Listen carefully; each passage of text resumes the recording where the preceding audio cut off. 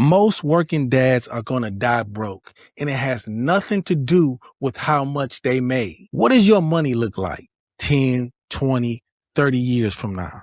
Not your income, not your paycheck, your money, what you have built. If you don't have a clear answer to that, this is the video for you. This is where we elevate fatherhood. It's time to build better dads. Most working dads think the answer is more income. So if I could just work more hours, work an extra shift, get that promotion, even start something, a side business on the side, everything will be fine.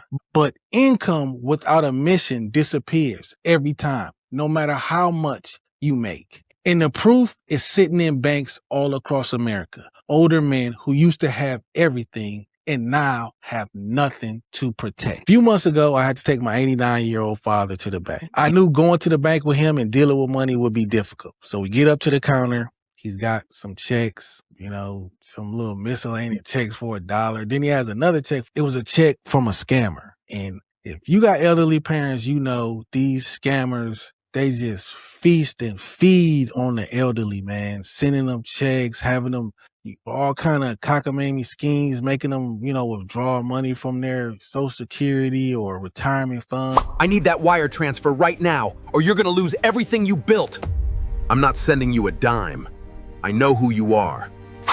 So this was another something like that. So we get up to the counter. Luckily, the branch manager, he's a good guy, he's a great guy. I mean, salute to him. He's taking care of my father because they've had some issues with him in the past. And he looks at the check and he's like, Mr. Weatherall, this check, I don't believe it's any good. I don't believe it's a, legit check. He's like, if you deposit this check, they can close your, the bank can close your account. And he's my father like, no, the check is good. The check is good. I'm like, hold on. Like, do you understand what he's saying? He's like, if you put this money in there, try to put this money in there, they can close your account. It's not worth that.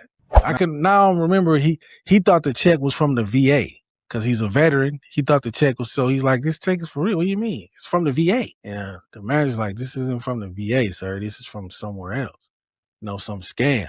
So that really, I could just see the air like go out of him. I don't understand. He seemed so nice. What did I do wrong? Because he's probably like, oh, it's $9,000. I can do certain things. And let me be honest, my dad's having issues with his memory. So he could do one thing one day, and then the next day he won't remember that he did those things. So that's why he just kept going back to the bank. So I got something to do. Well, you did that yesterday.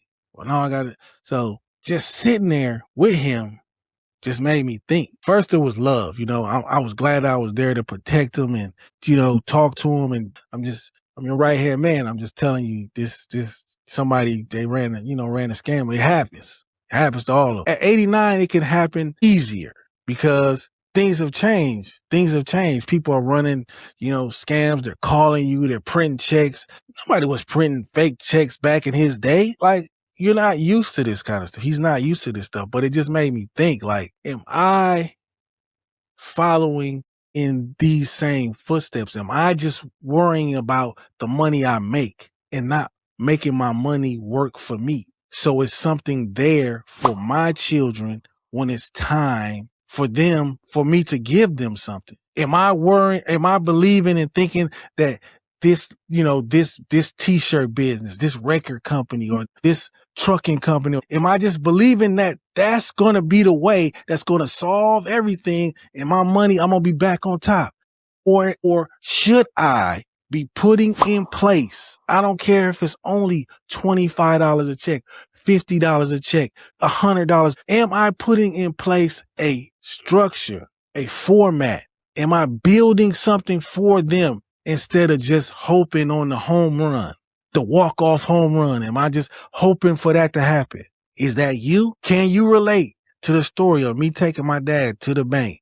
This guy who had money, who worked all his life, don't know nothing about sitting around doing nothing, worked all his life, who's an Army veteran, worked his way up, worked for the city, learned how to be a mechanic, bought learned how to open up 2 gas stations and mechanic shops, opened up a nightclub, did all these things. But now there's nothing to protect because he didn't invest. He didn't know how to invest. He didn't know anything about investing. That's why I'm doing what I'm doing. That's the example. That's what showed me, hey man, you got to get your stuff together. A financial mission has 3 parts. Number 1, the destination. What is your money pointed at? What is it doing? Are you just working for money, or is your money working for you also? Once you work for it and you put it in position, is it working for you? And are you building something, not just surviving? A lot of us are just surviving. Hey, I did my 8 hours. Now I'm going to have fun. Now I'm going to the bar. I'm going to get me some wings. I'm having fun. If you talk to most working dads, if you ask them about a 401k, if you ask them about retirement, most people, this is not what they want to talk about. They don't want to talk about this. And if that's you, this isn't for you. I made this channel. I made this podcast, this YouTube channel for me 5 years ago, 10 years ago, 2 years ago, because no one out there was doing anything like this, and they still aren't. They want to talk about everything else. But if you're not talking about money, you're not talking about shit. And the destination is bigger than you. It's bigger than you. It's tied to legacy. What are you leaving behind? I heard something. If you want somebody to remember you while you gone, do something for them while you here. And that's what you're doing. Pointing your money into a destination. Giving your dollars a job. The money you make it work. Give them a job. The second thing, the defense, the rules that protect you from your own impulses. This is big. You got the destination, figuring out, okay, what am I doing with this money? What's the end goal? What's the end goal? When I can't work anymore, where am I going to get money from besides Social Security? And then after that, to protect the destination, you got to have a defense. Defense wins championships. You want to make it to your destination, you better have some defense. And the number 1 defense is this question right here. Why shouldn't I be stopped from buying? That's the question you need to ask. Why shouldn't I be stopped from buying this? When you want to buy something, you need to ask yourself, why shouldn't I be stopped from buying this? If you brought lunch and now everybody's talking about they ordering lunch, why shouldn't you be stopped from buying it? Why shouldn't you be stopped for paying for lunch, $20, $25 for a lunch? When you brought your lunch is in the fridge at work, but everybody else said they buy it. Now why should you be stopped? Because that $25 could be going towards your kids, putting it into their accounts. That's why. Or whatever else you might be saving for and needing to do. You need to ask yourself that every time you're buying something, why shouldn't I be stopped? And that's the system that helped me begin to pay off my $118,000 worth of debt.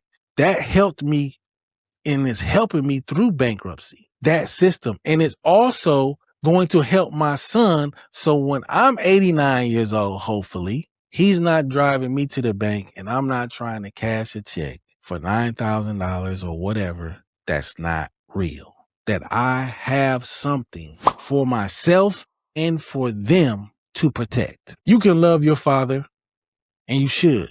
And I love my father. You should respect your father.